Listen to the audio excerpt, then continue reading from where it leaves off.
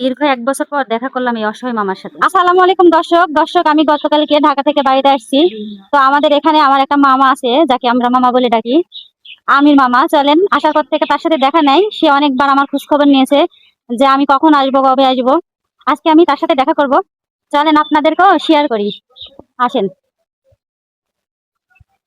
আসসালামু আলাইকুম মামা, ভালো আছেন? চিনতে পারছেন আমার? এই সেই মামা। দর্শক, এই যে দেখতে পাচ্ছেন, অসহায় মামা। এই মামার কেউ নাই। মামার না আছে বউ, না আছে বাচ্চা। এই দুনিয়াতে তার কেউ নাই, আমরাই আছি শুধু।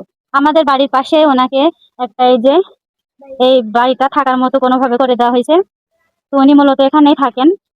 ওনার দেখাশোনা, উনি রান্না বান্না করতে পারেন না। ওনাকে আমাদের বাড়ি থেকেই টুকটাক, মানে আমার ভাইয়ের বউয়ের আছে, যে আমার মা আছে, তারা মানে প্রত্যেক দিনের খাবার একবেলা একদিন একদিন করে তারা মানে শিডিউল করে ওনাকে খাবার দেয়। উনি এখানে মূলত থাকেন। এটা সে আমার মামা।